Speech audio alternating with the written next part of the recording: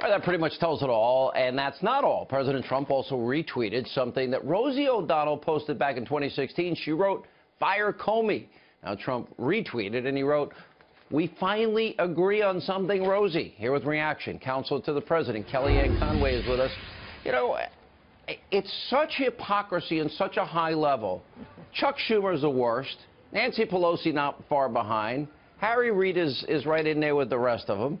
And Bernie Sanders, you know, poor Bernie in all of this, you know, he should be the most angry at Hillary Clinton and James Comey, if you ask me.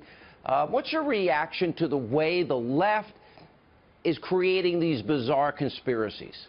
They once again show, Sean, they have absolutely no message. The message is resist, obstruct, deny, insult, insinuate. And, you know, I was looking back at a poll that was taken in March by the Harvard-Harris poll survey, and in March, 41% of Democrats said they had an unfavorable view of Jim Comey to 12% of Democrats who said it was favorable. Why was it 41 unfavorable? Because Democratic leaders were out there trashing this guy all through the fall. And now they want to make him a martyr. I would point out to you today that in addition to what the president himself said, which is most important in the interview with a different network, that Mr. McCabe, the acting FBI director today, under sworn testimony, said that the firing of Jim Comey does not impact their ongoing investigations at all, and that they have sufficient resources. The media printed the opposite. They said that they had asked for more resources. He said, we have enough of them. Somebody, a single source, quote, somebody close to the White House, I don't know if they mean at the sandwich shop or the coffee shop across the street, but, quote, somebody close to the White House said that Mr. Rosenstein had threatened to resign. The Department of Justice today said that's simply not true. So there's such a rush to judgment. There's such this presumptive negativity, and it makes these people lose their minds and become hypocrites.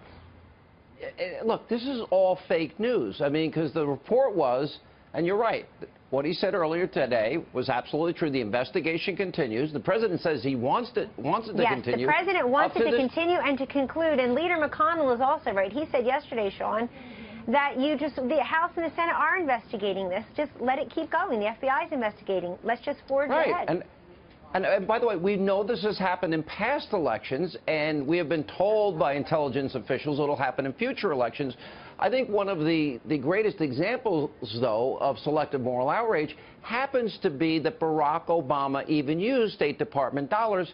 If influencing elections is bad, why did Barack Obama use his State Department and political operatives to try and unseat one of our greatest allies, the Prime Minister of Israel, Benjamin Netanyahu?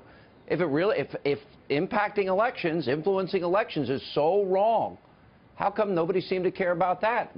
One of our closest allies. Yeah, people forget all about that. They have selective amnesia when it comes to what was done in the past and what they've even said in short order. So I think, look, the president made a decision this week. It was his decision to make. He was resolute and decisive, exactly what we've seen in past decisions in this early administration, Sean, and people who are questioning that just need to listen to him in these interviews. He said he had thought about it for a long time, and he made the decision, and it's final. But also, the acting FBI director says that he can still go forward with everything as is. The other thing I just wanted to mention is, because it gets no coverage, you know, the president is also talking about the economy and jobs, what's next on health care. He signed an executive order today on cybersecurity. He's doing so many things. He's preparing for his first foreign trip with 5 different stops. And I would also point out to you that polls, the good polls that don't get picked up, this Morning Consult political poll that shows vast majorities of Americans support so many of the pieces of the spending that went through last week. Nobody talks about that because it's positive for the president. By 7-1, 77-11, Americans support these health benefits for the coal miners. You know, all these fake news networks, they really are fake news, have been trying to come up with this liberal talking point and making comparisons that this is Nixonian. This is the equivalent of the Saturday Night Massacre, when in fact Nixon was trying to stop an investigation and a special prosecutor. This president is not stopping it. There were no requests for extra funds. That's another media lie. And he's requesting, he wants to get answers, and he set up an executive order commission to look into this type of fraud and other issues involving elections as well today. He did that today. Usually people want to do that after they lose an election or right before an election. Yeah. He's doing it after he won the election decisively and long before he's up for re-election. He's doing it because he believes in ballot integrity and the fairness of the process. But look, people who are completely losing it over this just have to stop and look at the facts and listen to the sworn testimony today from the acting FBI director and listen to the president himself in this interview. But there's so much good news coming out of here that does not get covered because it's not, it's not titillating.